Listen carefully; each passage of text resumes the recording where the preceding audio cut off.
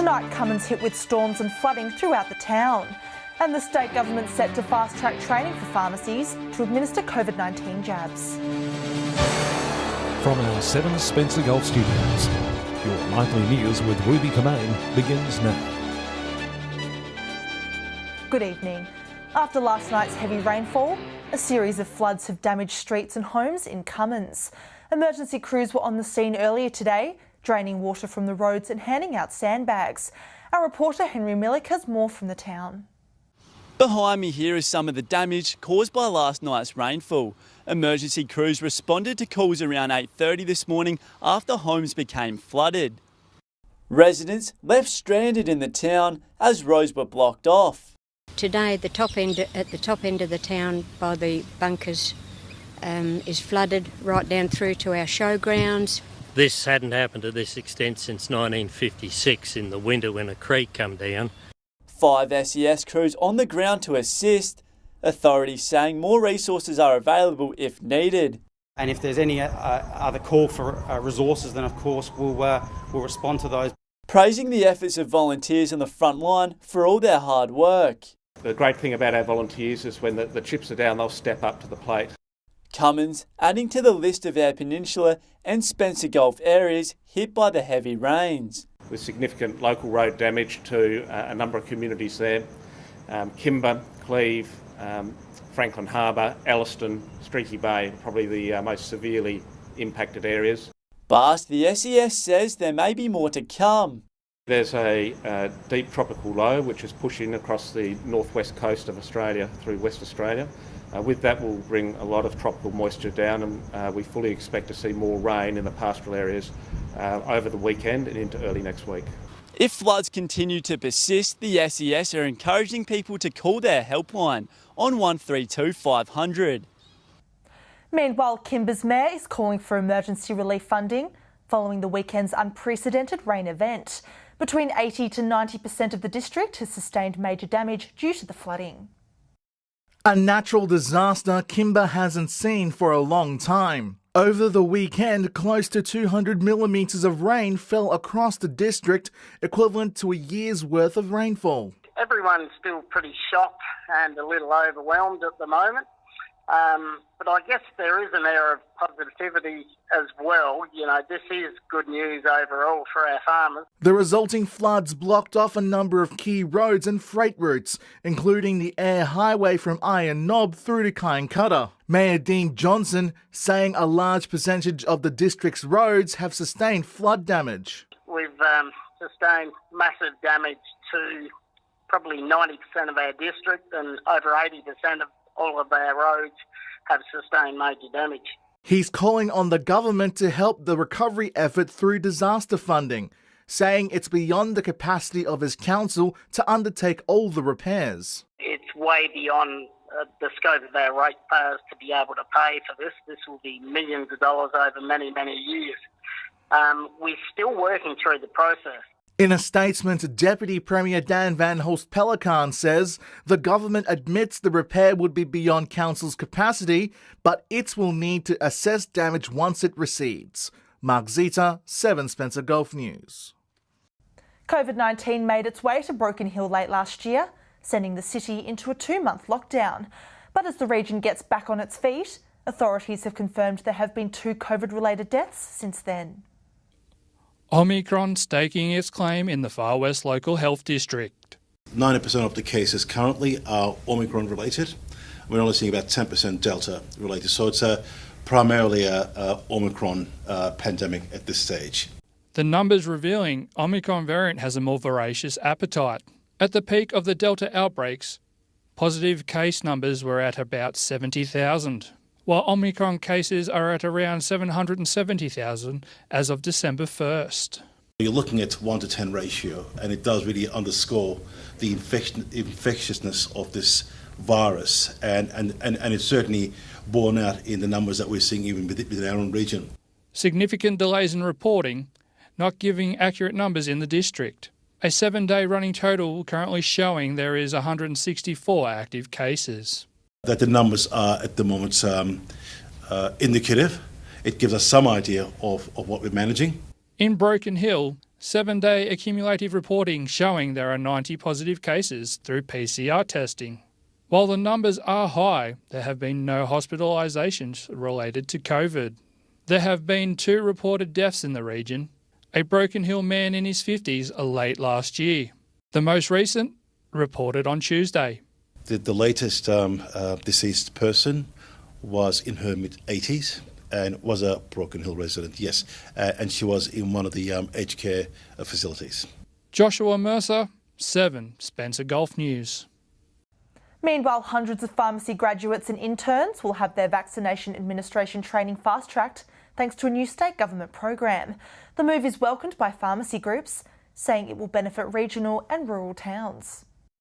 A shot in the arm for the vaccine program for pharmacies right across the Spencer Gulf. The South Australian Government fast-tracking administration training for up to 200 newly registered pharmacists and interns. It's a fantastic announcement. It's a really positive way where pharmacists can contribute to vaccinating communities. So this is one way to reduce those barriers. Training for the graduates and interns now subsidised by primary health networks. More than 1.2 million people across the state are now eligible for their booster shots. Pharmacies in regional and rural areas a key part in the race to get everyone vaccinated as quickly as possible. We're now doing about 6,000 vaccinations a day in South Australia alone through community pharmacy.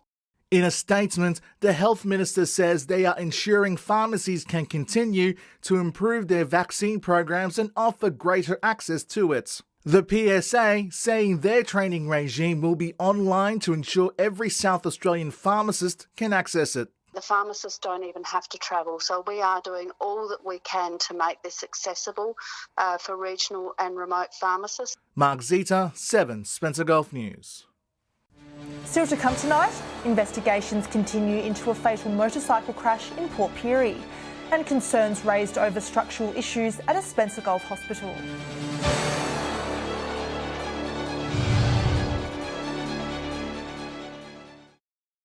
Welcome back. A motorcycle rider has died last night in a crash in Port Pirie West. At around 6:30 p.m, emergency services were called to the terrace after a Honda motorbike collided with a fence. Police say a 22-year-old Derby Park man sustained serious injuries but sadly died at the scene. Major crash officers are now investigating the cause of the crash. The number of lives lost on South Australian roads this year is 3, compared to 7 this time last year. The Nursing and Midwifery Federation is concerned understaffing is plaguing regional hospitals across the Spencer Gulf, saying new nurses are being thrown in the deep end, resulting in burnout and widespread resignations. A hospital system on life support.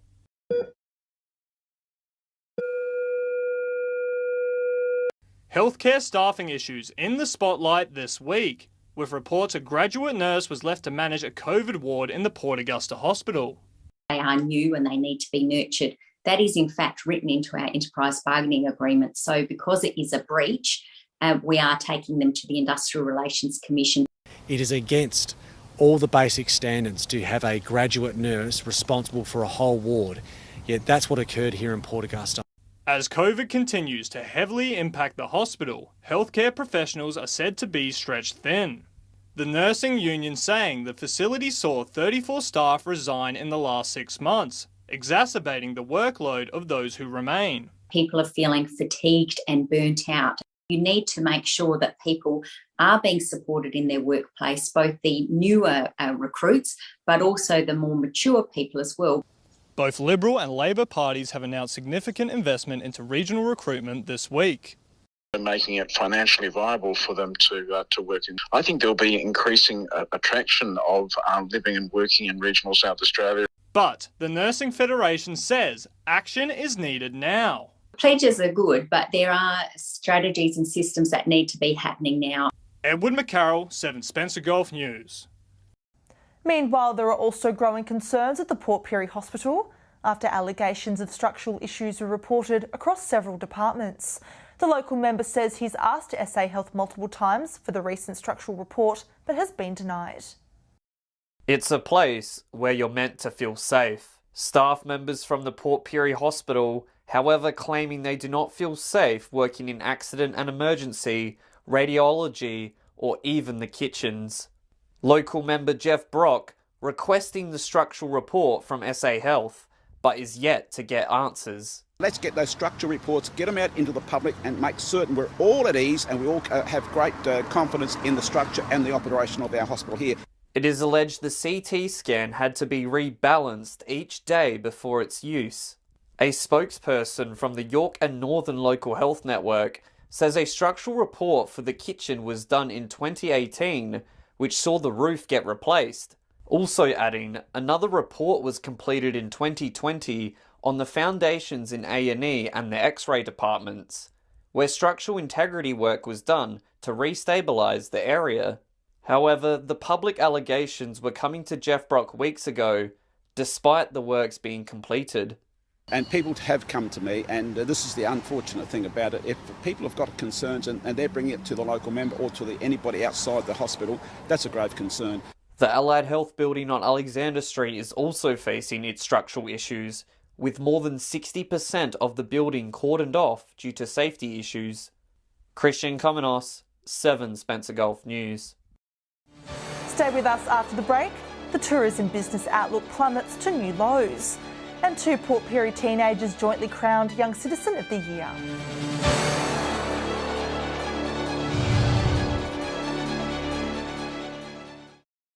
Hello again. Over the last 6 months, South Australian tourism business outlooks have plummeted to an all-new low. A new survey showing businesses are struggling to cover their fixed costs and survive. The tourism sector hanging on by the skin of their teeth. New data showing the South Australian tourism business outlook has sunk to the second lowest level since 2010. The state's peak tourism body saying more than 60% of businesses indicated that they were worried about their prospects for the next 12 months. 370 businesses completed our survey, and they told us that business conditions were extremely tough for the last quarter of last year. Also saying the new Omicron strain of COVID-19 has caused lower consumer confidence, while restrictions have led to a decrease in business interaction. From an economic perspective, we know that this is very crippling on many small businesses with having those density arrangements in place, and so that will be our highest priority. The quicker the government can give industry certainty and open the economy back up and provide that confidence, the better it's going to be for all of those workers and all of those business owners. TIC-SA says there is desperate need for industry assistance, particularly increased investment in marketing, demand stimulation and recovery grants. We have seen business closures over the first 2 years of the pandemic, and unfortunately there will be additional business closures. Edward McCarroll, 7 Spencer Gulf News. Port Pirie took a different approach to celebrate Australia Day this year by hosting a formal dinner last night for its award recipients. 2 teenagers took out the joint award for Young Citizen of the Year for their outstanding achievements and impact on the community. A night celebrating Port Pirie's best. The Australia Day Council acknowledging the stars in the community who devote their time to volunteering. The Young Citizen of the Year going to 2 local teenagers. Ivy Walkup, the first gymnast in Port Pirie to be selected in the state team to compete at the National Championships while studying for Year 12 and working a part-time job. I've had a little time off for graduating and getting into university and everything, but I plan to head back and help out the little ones this year. While Aslan Everett has been involved in many musical productions and volunteers in the St. Mark's College Holiday Program while also teaching hip-hop bounce for the last 3 years. I'm studying a Bachelor of Psychology at the moment to then progress onto art psychology, which is using like dance and drama and stuff like that to help people with their mental health. Beth Keane took out the award for Citizen of the Year for her involvement with Uniting Church, Music Club and Port Football Club, and says a day without doing a good deed is a day wasted. Mayor Leon Stevens is urging more people to nominate the unsung heroes in the community for next year's awards. Christian Komenos, 7 Spencer Gulf News. The Port Lincoln Football League will see 4 clubs put forward a side to compete in a women's competition. It will be the first time in the league's history welcomed by major football figures. Women's footy kicking goals in the Lower Eyre Peninsula. This year's Port Lincoln League set to host 4 women's sides, the first in its history. So this is the first time that we're moving to a club-based comp. We've been running for a few years now with smaller teams, and it's an exciting step for women's footy for us in Port Lincoln. The league is expanding the length of the competition, with clubs taking on an under-16 side and an open A's. Our under-16s competition here at Centenary Oval and our open age competition at the high school oval, where we've been looking to grow that format. Head coach of Boston's football club, Michael Payak, says that the team is raring to go. After last night's training especially, I don't know how many text messages I got from the girls going, I'm getting bloody excited now. So yeah, it's been awesome to see the hype now. The support from the local clubs getting the competition off the ground. Since having more clubs involved with coaching and that, it's definitely progressed a lot quicker. I think this was always the vision, but yeah, there's a few people that have really put in the hard yards behind the scenes to get it to where it is now. The competition will make its debut next Friday. Henry Millick, 7 Spencer Golf News. Stay with us after the break. Our fishing experts will share their tips for the weekend. And we'll have all the weather details with Alex Sykes.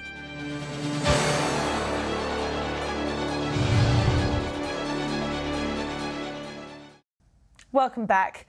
Let's hope the humidity in some areas eases for a comfortable weekend of fishing. Here are our experts with their tips.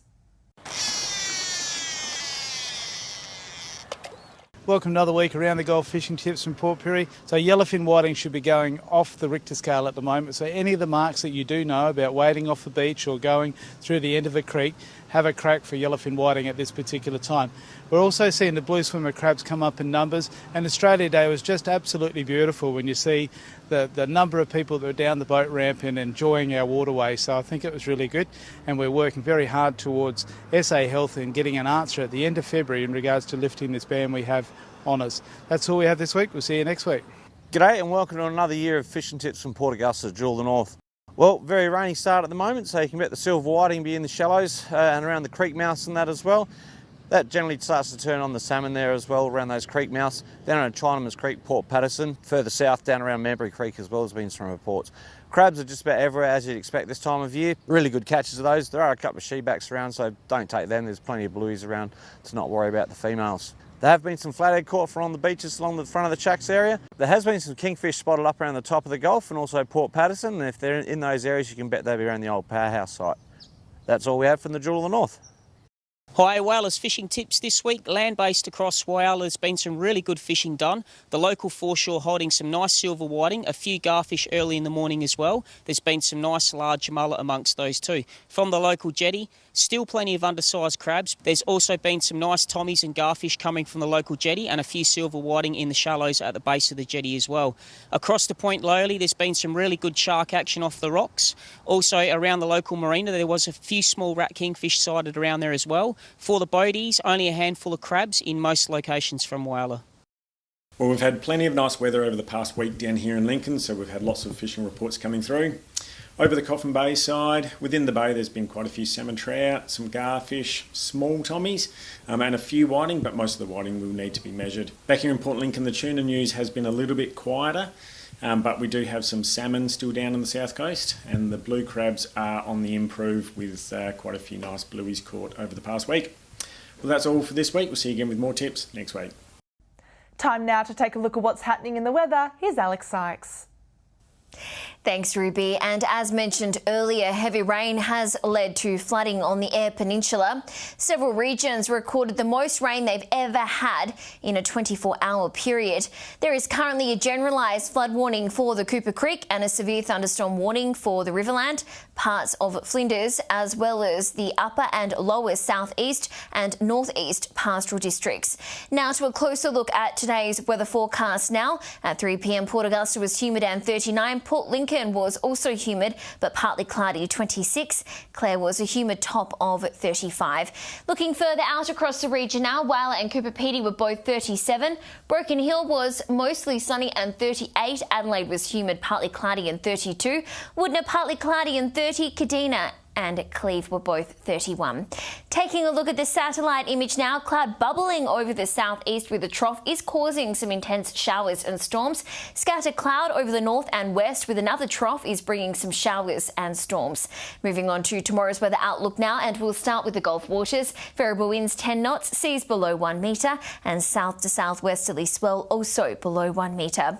Partly cloudy across most parts tomorrow. Port Lincoln is set to reach 25, Cleve 24, Woodna is set to reach a high of 28 degrees. While at 25, humid in Port Augusta, where it'll get to a top of 28, a degree cooler in Kadina, and it's set to reach 27 degrees there. Humid in Port Pirie with 29, Clare to reach 26, and Broken Hill will have a shower or two developing, set to reach a top of 36 degrees. Taking a look further through the week now, Port Augusta and Woodna both humid and partly cloudy with 31, possible shower in Broken Hill also 31, Port Lincoln set to reach 25, humid and a possible shower in Cooper Pedy with 33. To Sunday now, Port Pirie and Woodna both 34, humid in Port Augusta with 35, mostly sunny in Kadina 32, Wowler partly cloudy and 30 degrees. A look at the beginning of next week now, Port Augusta, Port Pirie and Broken Hill all set to reach 35, Wowler 31, Port Lincoln partly cloudy with 29, Woodna 34, and Cooper Pedy will be humid with a shower or two and 33 degrees. We're hoping everyone impacted by the floods stays safe tonight, and that's all the weather from me for now. See you soon with an update. It's back to you, Ruby. Wonderful. Thanks for that, Alex. And that's all local news this Thursday evening. Thanks for joining us. I'll have updates later. Until then, enjoy your evening. Good night.